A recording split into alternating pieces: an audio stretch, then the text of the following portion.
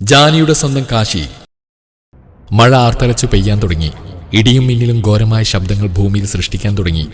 മഴവെള്ളത്തിൽ മുഖം പൂഴ്ത്തി പിടിച്ചിരിക്കുന്നവന്റെ കൈകൾ പിടിച്ചു ഞെരിച്ച് അവൻ കുതറിയതും തന്റെ മേൽ ചുറ്റിക്കിടന്നിരുന്ന 5-6 ചുറ്റുഭാഗത്തേക്കും വീണു. ചെളിവെള്ളത്തിൽ നിന്ന് അവൻ ഉയർത്തി എഴുന്നേറ്റു. മുണ്ട് മുറുക്കിയെടുത്ത് വീണ് കിടക്കുന്നവന്മാർ ഓരോരുത്തരായി എഴുന്നേറ്റു. ഭയം അവരുടെ കണ്ണുകളിൽ ഉണരാൻ തുടങ്ങി. അവൻ ഇടതുവശത്തേക്ക് തലചരിച്ചു. അവന്റെ അടുത്തേക്ക് ഇരുമ്പ് ദണ്ടിട്ട് തരാൻ നോക്കിയ സുഹൃത്തിനോട് വേണ്ടെന്ന രീതിയിൽ അവൻ കൈകൊണ്ട് തടഞ്ഞു. മുണ്ട് മടക്കിയെടുത്ത് അവൻ തിരിഞ്ഞിരുന്നതും മുടിയിൽ നിന്നും വെള്ളത്തുള്ളികൾ ചിന്നിച്ചിതറി. താടിയിൽ നിന്ന് ജലകണികകൾ ഊർന്നു വീണുകൊണ്ടിരുന്നു. കോപം കൊണ്ട് അവന്റെ മുഖം വലിഞ്ഞു മുറുകി. അലറിക്കൊണ്ട് മുമ്പിലേക്ക് ഓടി വരുന്നവന്റെ നെഞ്ചിലേക്ക് ആഞ്ഞു ചവിട്ടി ഇടതുവശത്ത് നിന്ന് ഓടി വരുന്നവന്റെ വയറിന് മുഷ്ടിക്കൊണ്ടിടിച്ച് അവന്റെ നെഞ്ചിലേക്ക് കൈമുട്ടുകൊണ്ടിടിച്ച് എടുത്തെറിഞ്ഞു. തന്റെ തലക്കടിക്കാൻ വരുന്നവന്റെ വയറിൽ ചുറ്റിപ്പിടിച്ച് അവനെ തലകീഴായി പിടിച്ച് ഭിത്തിയിലേക്ക് ഇടിച്ച് നിലത്തേക്കെറിഞ്ഞു. ചുറ്റും വട്ടം കറങ്ങുന്ന ഓരോരുത്തന്മാരെ വലിച്ചിട്ട് തല്ലാൻ തുടങ്ങി. മറ്റുള്ളവർ അവന്റെ തല്ല് കണ്ട് ഹരം പിടിച്ച ആവേശത്തോടെ അവന്റെ പേര് വിളിച്ചുകൊണ്ടിരുന്നു. വലിയ കല്ലെടുത്ത് തലക്കെറിയാൻ വന്നവന്റെ നേരേക്ക് അലറിക്കൊണ്ടവൻ നോക്കിയതും അയാൾ കല്ല് നിലത്തേക്കിട്ട് തിരിഞ്ഞോടി. സെൻട്രൽ ജയിലിന്റെ പ്രവേശന കവാടത്തിലൂടെ ഒരു വാഹനം കടന്നുപോയി.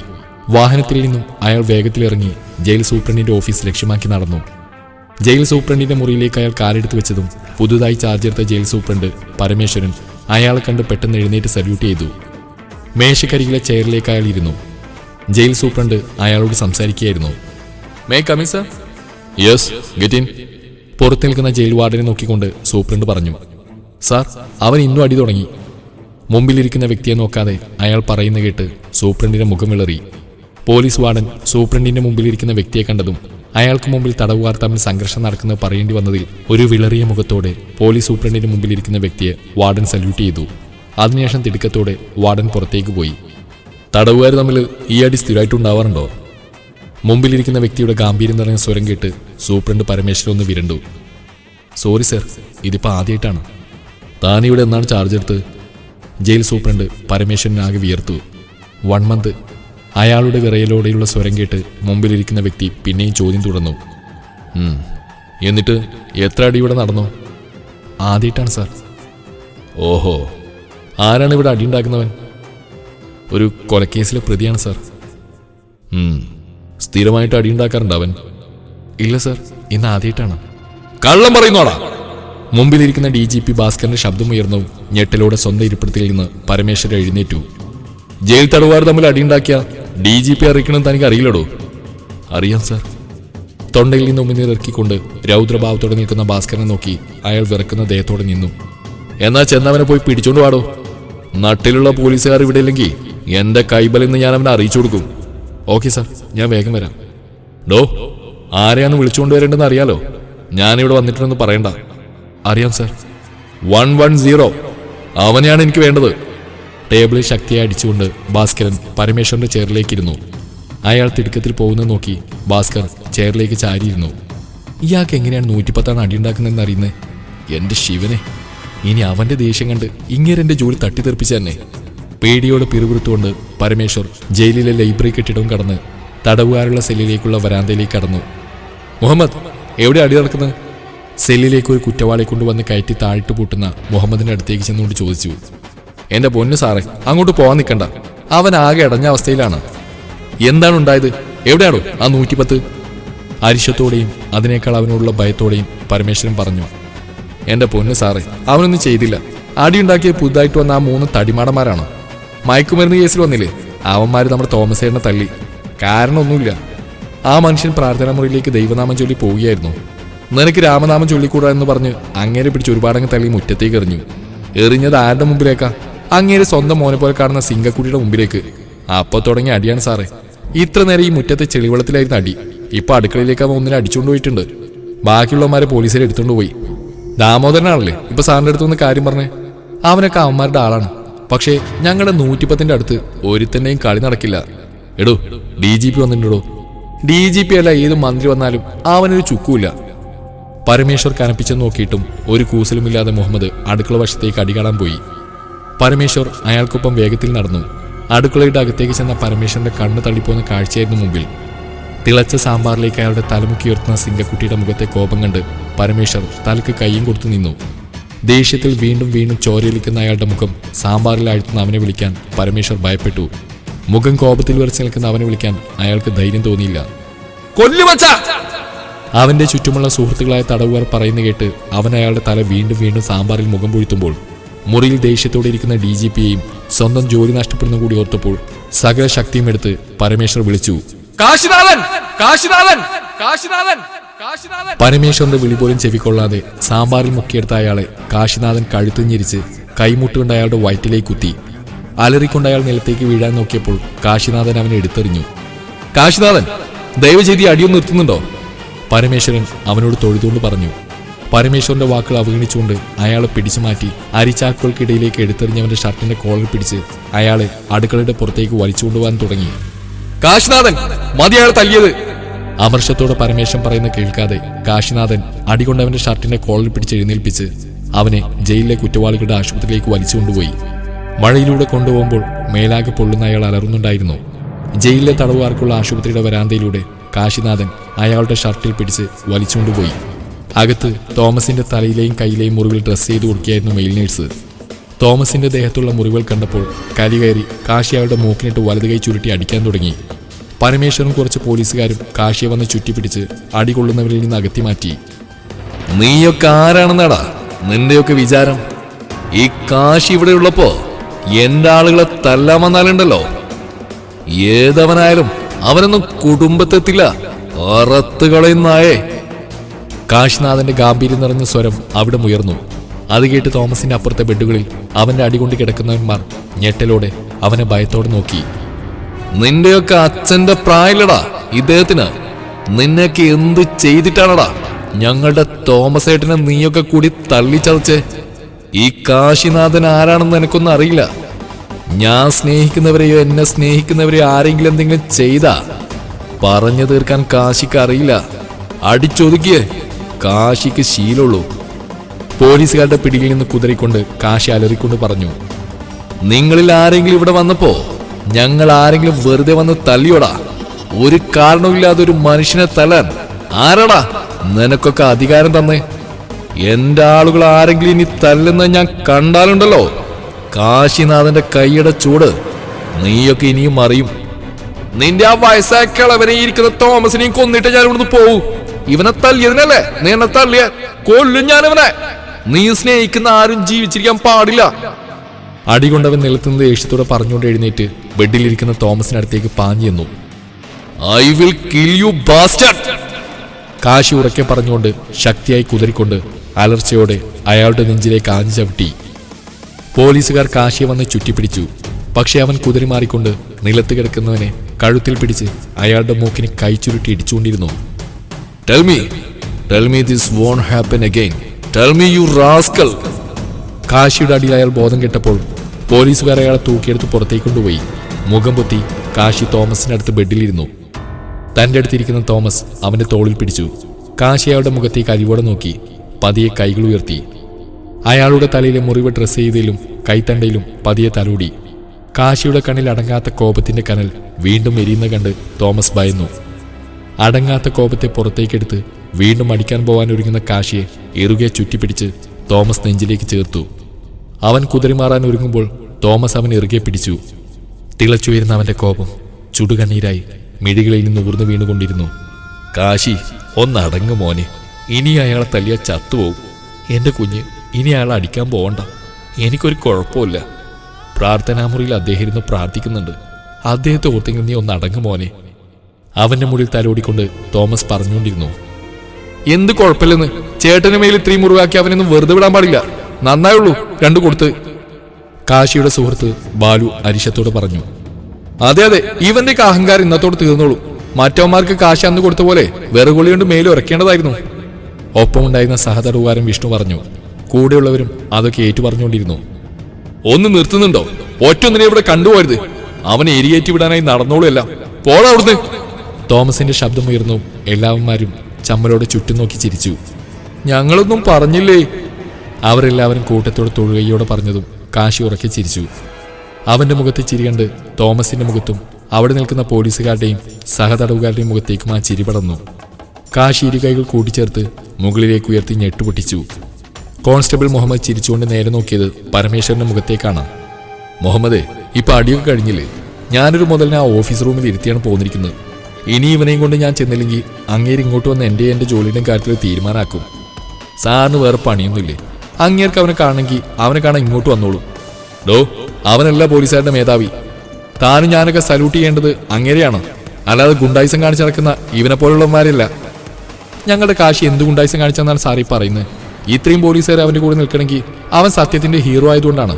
എൻ്റെ പൊന്നു സൂപ്രണ്ട് സാറേ, നിങ്ങളിവിടെ പുതുതായി വന്നുകൊണ്ട് അവൻ്റെ ഗുണ്ടായിസ സ്വഭാവത്തെ മാത്രമേ അറിയൂ. കളങ്കമില്ലാത്ത അവൻ്റെ സ്നേഹം എന്താണെന്ന് അറിയില്ല. അതറിയണമെങ്കിൽ കാശി എന്താണെന്ന് അറിയണം. അവനെ സ്നേഹിക്കുന്നവർക്ക് അവനെ മനസ്സിലാവൂ, അല്ലാത്തവർക്കെന്നും അവനെ തെമ്മാടിയാണ്. ഇവിടെ ട്രാൻസ്ഫർ ആയി ആദ്യം വന്നപ്പോൾ എനിക്ക് ഇവനെക്കുറിച്ച് സാറിൻ്റെ ചിന്താഗതി തന്നെയായിരുന്നു, നല്ല അസല് തെമ്മാടി. എന്ന് അടുത്തറിഞ്ഞപ്പോൾ മനസ്സിലായി സ്നേഹിച്ച ചങ്ക് പറിച്ചിരുന്ന ഇനമാണെന്ന്. അത്രയും പറഞ്ഞുകൊണ്ട് മുഹമ്മദ് വാർഡിൽ നിന്ന് പുറത്തേക്ക് പോയി. എല്ലാം കേട്ടുന്ന പരമേശ്വരൻ എന്ത് ചെയ്യണമെന്നറിയാതെ ഒരു നിമിഷം നിന്നു. മുഹമ്മദ് പറഞ്ഞ കാര്യങ്ങൾ വിശ്വസിക്കാൻ അയാൾക്ക് കഴിയുന്നില്ലായിരുന്നു.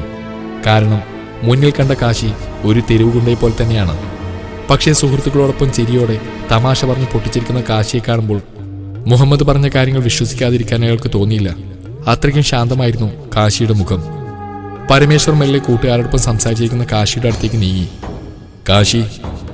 തോമസിന്റെ കൈകൾ കോർത്തു പിടിച്ച് ബെഡിൽ ചിരിച്ചുകൊണ്ടിരിക്കുന്ന കാശി അയാളെ നോക്കി. എന്താ സാറേ? കാശി തല ഉയർത്തി അയാളോട് പ്രസന്നമായ മുഖത്തോട് ചോദിച്ചു. തനിക്ക് ഒരു വിസിറ്റർ ഉണ്ട്. പരമേശ്വരൻ അത് പറഞ്ഞതും അവിടുമാകെ നിശബ്ദത പരന്നു. അയാൾ നിശബ്ദതയുടെ കാര്യം മനസ്സിലാവാതെ ചുറ്റുമുള്ളവരെ വീക്ഷിച്ചു. എല്ലാവരും കാശിയെ നോക്കുന്ന കണ്ട് പരമേശ്വരൻ അവന്റെ മുഖത്തേക്ക് നോക്കിയതും ദേഷ്യം കൊണ്ട് അവന്റെ കണ്ണുകൾ ചുവന്നിരുന്നു. ബെഡിൽ കൈകൾ അമർത്തി അവൻ പല്ലിറുമി. അവന്റെ മുഖത്തെ ഭാവമാറ്റം കണ്ട് പരമേശ്വരൻ ഭയന്നു. ആരാണ് കാണാമെന്നത്? മുഖമുയർത്താതെ ഗൗരവത്തോടെ അവൻ ചോദിച്ചു കേട്ട് പരമേശ്വരൻ ഞെട്ടലോടെ നിന്നു. ആരാണെന്നല്ല ചോദിച്ച്? അവന്റെ അലർച്ചയോടെയുള്ള സ്വരം കേട്ട് പരമേശ്വരൻ പേടിയോടെ പുറകോട്ട് നീങ്ങി. DGP ഭാസ്കർ ബൽറാം. ദേഷ്യം വന്ന് മുമ്പിൽ കിടന്നിരുന്ന ചെയറിലേക്ക് കാശിനാഥൻ ആഞ്ഞു ചവിട്ടി. അവന്റെ അടുത്തിരുന്നവർ പെട്ടെന്ന് എഴുന്നേറ്റു. കാശി അടുത്ത് നിൽക്കുന്ന വിഷ്ണുവിന്റെ പോക്കറ്റിൽ നിന്ന് സിഗരറ്റ് എടുത്ത് ചുണ്ടിൽ വെച്ച് സിഗരറ്റ് ലാമ്പ് കൊണ്ട് കത്തിച്ചു. എല്ലാം കണ്ട് അപ്പോഴും പേടിയോടെ നിൽക്കുകയായിരുന്നു പരമേശ്വരൻ. അവൻ പുറത്തേക്ക് ശരവേഗത്തിൽ പോകുന്ന കണ്ട് പരമേശ്വരൻ അന്തവിട്ട് നിന്നു. കാശിക്ക് പുറകെ എല്ലാവരും പുറത്തേക്ക് പോയി. തോമസ് ഒന്നും മിണ്ടാതെ ബെഡിലിരുന്ന് പുറത്തെ ജനാല വഴി അകലെ കാണുന്ന സൂപ്രണ്ടിന്റെ ഓഫീസിന്റെ ഭാഗത്തേക്ക് നോക്കിയിരുന്നു. അവനെ കാണാൻ വളഞ്ഞ് മൂക്ക് പിടിക്കേണ്ടി വന്നല്ലോ. ഒരു പുഞ്ചിരിയോടെ അയാൾ അകലെയുള്ള ഓഫീസിലേക്ക് നോക്കിക്കൊണ്ട് മനസ്സിൽ പറഞ്ഞു. കാശി വളരെ വേഗത്തിൽ പോകുന്ന കണ്ട് പരമേശ്വരൻ അവന്റെ പിന്നാലെ ഓടി. ഒപ്പം സഹതടവുകാരും. കാശി മുണ്ട് മടക്കി കുത്തി വരുന്ന കണ്ട് ജയിലിൽ അവന്റെ മുഖ്യ ശത്രു വടിവാൾ അന്തോണിയും കൂട്ടരും കുറ്റവാളികളുടെ സെല്ലിന്റെ വരാന്തയിലൂടെ കലിയോടെ വരുന്ന കാശിനാഥനെ കൈകൊണ്ട് തടഞ്ഞു. ഞങ്ങളുടെ പിള്ളേർ തല്ലി അങ്ങനെ പോയാലോ? കാര്യങ്ങൾക്കൊരു തീരുമാനം ഉണ്ടാക്കിയിട്ട് പോടാ കാശിനാഥൻ തെമ്മാടി.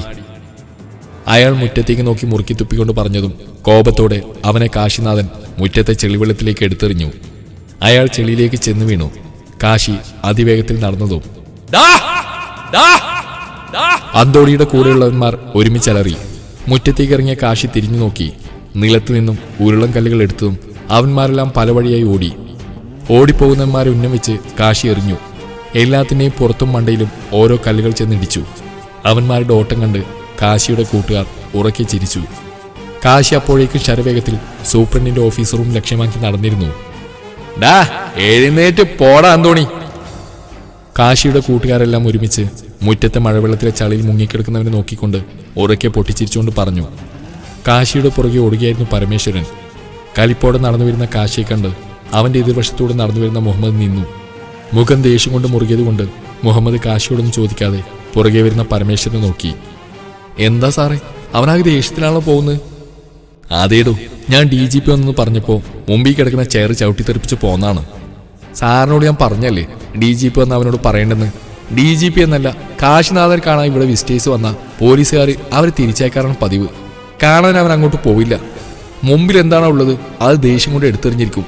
വന്ന് കയറിയതിനു ശേഷം ഇതുവരെ വിസിറ്റേഴ്സ് റൂമിനടുത്തേക്ക് അവൻ പോയിട്ടുകൂടിയില്ല. ആര് വന്നാലും ഈ നിമിഷം വരെ അവൻ അങ്ങോട്ട് പോയിട്ടില്ല. അവനെ കാണാൻ വിസിറ്റേഴ്സ് പുറത്തു വരാറുണ്ടെങ്കിലും കാത്തുനിന്ന് മുഷിയുമ്പോൾ അവർ തിരിച്ചു പോകാറാണ് പതിവ്. അതെന്താടാ വീട്ടിൽ നിന്ന് ആൾ വന്നിട്ട് പോവാത്തേ? മരവിച്ച മനസ്സാണ് സാർ അവൻ്റേത്. ഇതിപ്പോൾ അവനോട് പറയണ്ടായിരുന്നു. എടോ DGP വന്നുകൊണ്ടാണ്. ഓ പിന്നെ DGP അങ്ങനെ അവനെ കാണാൻ ഇതുപോലെ ഒരുപാട് തവണ വന്നാണ്. ഇതുവരെ അവൻ കാണാൻ അങ്ങോട്ട് പോയിട്ടില്ല. അവൻ്റെ ദേഷ്യം അറിയാവുന്നതുകൊണ്ട് അങ്ങേര് ഇങ്ങോട്ട് വരാറുമില്ല. DGPയുടെ അവനെയും കണക്ഷൻ അറിയാവുന്നതുകൊണ്ട് ഒരു പോലീസുകാരും അങ്ങേർക്ക് അവനെ വിളിച്ചു കൊടുക്കില്ല. മുമ്പത്തെ സൂപ്രണ്ടിന്റെ അവസ്ഥയും ഇതുതന്നെയായിരുന്നു. ഒറ്റ തവണയെ അങ്ങേർക്ക് വേണ്ടി ഇപ്പോൾ സാറ് വന്ന പോലെ അവനെ വിളിക്കാൻ വന്നിട്ടുള്ളൂ. സൂപ്രണ്ട് പ്രായം ചെന്ന മനുഷ്യനായതുകൊണ്ട് മാത്രം പിടിച്ചു വലിച്ചുകൊണ്ടാവും നോക്കിയപ്പോൾ അവൻ തല്ലിയില്ല. പിന്നെ കാര്യങ്ങൾ ഞങ്ങൾക്ക് വ്യക്തമായി പറഞ്ഞു കൊടുത്തപ്പോൾ അങ്ങേര് പിന്നെ അവനെ നിർബന്ധിച്ചിട്ടുമില്ല. സാറിനോട് DGP അങ്ങേര് വന്ന് പറയേണ്ടെന്ന് പറഞ്ഞല്ലേ? അതെ, അത് തനിക്കെങ്ങനെ മനസ്സിലായി? അങ്ങേര് അവനെ കാണാൻ വേണ്ടി അവസാന അടവായിട്ട് ഇറങ്ങിയിരിക്കുകയാണ്. ചിരിയോടെ ലാത്തിയും കറക്കി പൊട്ടിച്ചിരിച്ചുകൊണ്ട് തന്നെ കടന്നു പോകുന്ന മുഹമ്മദ് പറഞ്ഞതിന്റെ അർത്ഥം മനസ്സിലാവാതെ പരമേശ്വരൻ ഒരു നിമിഷം നിന്നു. പിന്നെ ഓഫീസിലേക്ക് പോകുന്ന കാശിയുടെ പിറകെ ഓടി. ഓഫീസിന്റെ മുമ്പിലേക്ക് പുകവലിച്ചുകൊണ്ട് മുണ്ടും മടക്കിയെടുത്തുകൊണ്ട് ചെന്ന് അവൻ വാതിലിന്റെ മേലെ കലറിക്കൊണ്ട് ആഞ്ഞു ചവിട്ടി. അവന്റെ പുറകെ വന്ന പരമേശ്വരൻ ആ കാഴ്ച കണ്ട് തലക്ക് കൈവച്ച് നിന്നു. മുന്നിൽ സൂപ്രണ്ടിന്റെ ചേരിൽ വർഷങ്ങളായി കാണാതിരുന്ന ഭാസ്കരനെ കണ്ടതും അവൻ ശരവേഗത്തിൽ അകത്തേക്ക് പാഞ്ഞുകൊണ്ട് അയാൾക്ക് മുന്നിലെ ടേബിളിൽ ഇരു കൈകൊണ്ട് ശക്തിയെ അടിച്ചു. കണ്ണുകൾ അടച്ചുകൊണ്ട് ചേറിലിരിക്കുകയായിരുന്നു. എന്നെ കാണാൻ ആരും ഇവിടെ വരുതെന്ന് ഞാൻ പറഞ്ഞിട്ടുള്ളതല്ലേ? അവൻ വീണ്ടും ടേബിളിൽ കൈകൊണ്ട് അടിച്ചുകൊണ്ട് പറഞ്ഞു. ചേറിൽ കണ്ണടച്ച് ആയിരിക്കുന്ന ഭാസ്കർ ഒന്നും മിണ്ടാതെ കണ്ണുകൾ തുറക്കാതെ ഒരു വിജയിച്ചിട്ട് ചിരിച്ചു. I never expected you will come so late. അയാൾ കണ്ണുകൾ തുറക്കാതെ പതിയെ പറഞ്ഞു. അത് കേട്ട് കാശിയുടെ മേലാകെ ദേഷ്യം ഇരച്ചു കയറി. അവൻ ടേബിളിൽ ഇരിക്കുന്ന വസ്തുക്കളെല്ലാം വലിച്ചെറിഞ്ഞു. അവയെല്ലാം ഭിത്തിയിലേക്ക് പോയിടിച്ച് വീണുകൊണ്ടിരുന്നു. ഭാസ്കർ അപ്പോഴും ചെയറിൽ കണ്ണടച്ചിരിച്ചുകൊണ്ടിരുന്നു. ദേഷ്യം വന്ന് അവൻ ഭാസ്കറിന്റെ യൂണിഫോമിൽ കുത്തിപ്പിടിച്ചു. എന്തിനാണ് എന്നെ കാണാൻ വന്നത്? ഈ തെമ്മാടി ചത്തോന്നറിയാൻ വന്നാണോ? നിങ്ങളോടൊക്കെ പലതവണ പറഞ്ഞല്ലേ എനിക്കാരെയും കാണാൻ താല്പര്യമില്ലെന്ന്. പിന്നെ എന്തിനാ നിങ്ങളിവിടെ വന്നത്? അരിശം കൊണ്ട് അവന്റെ ചുണ്ടുകൾ വിറച്ചു. ഭാസ്കറിന്റെ അടഞ്ഞ മിഴികളിൽ നിന്ന് കണ്ണുനീർ ഒലിച്ചിറങ്ങി. മിഴികൾ തുറന്നു നോക്കാൻ അയാൾക്ക് സാധിക്കുന്നുണ്ടായിരുന്നില്ല. വേദനയും സന്തോഷം നിറഞ്ഞ മനസ്സാകെ വിങ്ങിപ്പൊട്ടുന്ന് ഭാസ്കർ അറിഞ്ഞു. എന്തിനാ ഇങ്ങോട്ട് വന്ന്? ഇറങ്ങിപ്പോയിവിടുന്ന്! അലറിക്കൊണ്ട് തന്റെ മുമ്പിൽ മുട്ടൂത്തിയിരുന്ന് തന്റെ യൂണിഫോമിൽ പിടിച്ചു വലിച്ചു പറയുന്ന കാശിനാഥനെ നോക്കാൻ അയാൾക്കായില്ല. മനസ്സിൽ 21 വയസ്സുള്ള മീശയില്ലാത്ത മുഖമുള്ള രൂപം മാത്രമേയുള്ളൂ. തന്റെ മുമ്പിലിരിക്കുന്ന ഇപ്പോഴത്തെ തന്റെ കാശിയുടെ മുഖം കാണാൻ വയ്യാതിരിക്കുന്ന ആ മനുഷ്യൻ അവന്റെ മുഖം കൈക്കൊമ്പിളിലെടുത്തു. താടിയും മീശയും വന്നിരിക്കുന്ന അവനെ കാണാൻ അയാളുടെ ഉള്ളം വല്ലാതെ തുടിച്ചു. അതുപോലെ വേദനയും അണപൊട്ടി നെഞ്ചിൽ നിന്നൊഴുകി. സർവ്വശക്തിയും എടുത്ത് അയാൾ കണ്ണുകൾ വലിച്ചു തുറന്നു. മുമ്പിൽ പ്രാന്തിനെ പോലെ മുടിയും താടിയും വളർത്തിയിരിക്കുന്ന കാശിയെ കണ്ടതും ഉറക്കെ കരഞ്ഞുകൊണ്ട് അയാൾ അവനെ കെട്ടിപ്പിടിച്ചു. പരമേശ്വരൻ കൺമുമ്പിൽ കാണുന്ന വിശ്വസിക്കാൻ വയ്യാതെ കണ്ണും തള്ളി നിന്നു. കാശി! അയാൾ അവന്റെ തോളിൽ കിടന്ന് കരഞ്ഞു. വിടന്നെ! കാശി അയാളിൽ നിന്ന് കുതിറിമാറി. മോനെ കാശി! ഓഫീസ് റൂമിൽ നിന്ന് തിടുക്കത്തിൽ പോവാൻ നിൽക്കുന്ന അവനെ ഭാസ്കർ പുറകിൽ നിന്ന് വിളിച്ചു. വിളിക്കരുതെന്നെ അങ്ങനെ.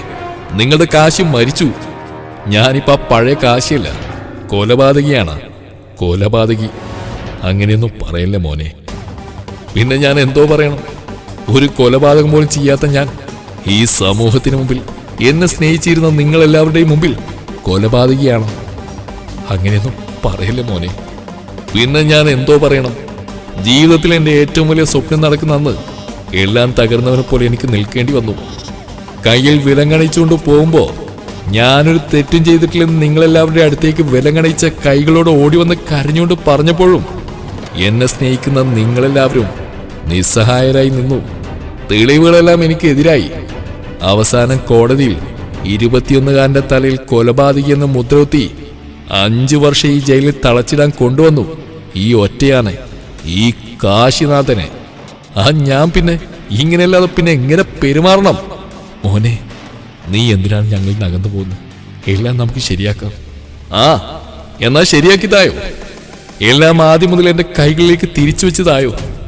എന്റെ സ്വപ്നങ്ങൾ, നഷ്ടപ്പെട്ട എന്റെ വർഷങ്ങൾ, എന്റെ ജീവിതം എല്ലാം എനിക്ക് തിരിച്ചതായോ? കൊലപാതകി എന്ന ഈ പട്ടം തുടച്ചു നീക്കിത്താ. അയാളുടെ യൂണിഫോമിൽ കുത്തിപ്പിടിച്ചുകൊണ്ട് അമ്മ പറഞ്ഞു. ഭാസ്കർ ഒന്നും മിണ്ടാതെ തലയും താഴ്ത്തി നിന്നു. തരാൻ കഴിയില്ലല്ലേ? എന്നാ ഇറങ്ങിപ്പോഴുന്നു. എനിക്കാരുടെയും സഹതാപമോ സ്നേഹമോ ഒന്നും വേണ്ട. ഒരാളെയും ഞാൻ ഇതുവരെ കൊന്നിട്ടില്ല. പക്ഷെ ഒരു കൊലപാതകി ആവാനാണ് ഞാനിപ്പോ ശ്രമിക്കുന്നത്. അതിന് എന്നെ തല്ലാൻ വരുന്നവന്മാരെല്ലാം ഞാൻ കൊല്ലാൻ നോക്കുമ്പോ എല്ലാവരും തടയുന്നു. പക്ഷേ ഇനി ആരെങ്കിലും എന്റെ മുമ്പിലേക്ക് അടിയുണ്ടാക്കാൻ ഇവിടെ വന്നാ ആദ്യമായി ഞാനൊരു കൊലപാതകിയാവും. പിന്നെ ഓരോ വർഷവും ഓരോന്നിനെ കൊന്നു ശിക്ഷയുടെ അളവ് കൂട്ടി മരണം വരെ ഇതിനുള്ളിൽ കഴിയും. ഇവിടുന്ന് ഇനി ഞാൻ ശിക്ഷ കഴിഞ്ഞ് പുറത്തേക്ക് ഇറങ്ങിയാലും ഇനിയൊരു തിരിച്ചുവരവ് അങ്ങോട്ടില്ല. പഴയ കാശിക്കും പുതിയ കാശിക്കും ദേഷ്യത്തിനടിക്കും കുറവൊന്നുമില്ല. അവൻ സ്വപ്നങ്ങൾക്ക് പുറകെ ഓടാൻ ആഗ്രഹിച്ചനായിരുന്നു. എന്നാ ഈ കാശിനാഥൻ ഒരു കൊലപാതകയാവാനുള്ള ഓട്ടത്തിലാണ്. മാറില്ല, ഞാൻ നന്നാവില്ല. കൊലപാതകി എന്ന പേരെന്നെ വിട്ടു പോവില്ല. ഒരു തെറ്റും ചെയ്യാതെ ജയിൽ ശിക്ഷ അനുഭവിക്കുന്നതിന്റെ അവസ്ഥയാണത്. ഇതിനുള്ളിലുമുണ്ട് അങ്ങനെയുള്ളവർ ഒരുപാട് പേർ. സമൂഹത്തിൽ യഥാർത്ഥ കുറ്റവാളികൾ വിലസുമ്പോ തെളിവുകളെതിരായി ചുമത്തി കൊടുന്ന് തള്ളിയവർ. അവരുടെ സ്വപ്നങ്ങൾ, അവരുടെ ജീവിതങ്ങൾ ആർക്കും അറിയണ്ട. കാശി, നീ തിരിച്ചു വരണം. ഭാസ്കർ അവൻ പറയുന്നതിനിടയിൽ കയറിക്കൊണ്ട് പറഞ്ഞു. ഞാൻ തിരിച്ചു വന്ന നിങ്ങളുടെ വീട്ടിലിടാ നായിന്റെ മോനെ കൊന്നിട്ട് ഞാൻ അടങ്ങും. എന്റെ ജീവിതം തകർത്ത ചേറ്റയെ കൊല്ലാതെ ഞാൻ അടങ്ങില്ല. ഞാനല്ല, അവനാണ് കൊലയാളി. അവന്റെ ജീവൻ നിങ്ങൾക്ക് തിരിച്ചു വേണമെങ്കിൽ എന്നെ അങ്ങോട്ട് വരുത്തിക്കാൻ നിൽക്കണ്ട. പിന്നെ ഈ കാശിനാഥൻ അവിടെ എത്തിയ നിങ്ങളുടെ പെങ്ങടെ കണ്ണീർ തോരാതെ ഒഴുകുന്ന കാണേണ്ടി വരും. ആ പാവത്തിന്റെ കണ്ണുനീര് ഞാൻ കാരണം ഇനി ഒഴുകാൻ പാടില്ല. ഞാൻ കലി പിടിച്ച മൃഗമാണ്. അടങ്ങി ജീവിക്കാൻ എനിക്കറിയില്ല. അതുകൊണ്ട് ആർക്കും ഒരു ശല്യമാവാതെ ഞാൻ എങ്ങോട്ടെങ്കിലും പൊക്കോളാം. എന്റെ വഴിക്ക് വിട്ടേക്ക്.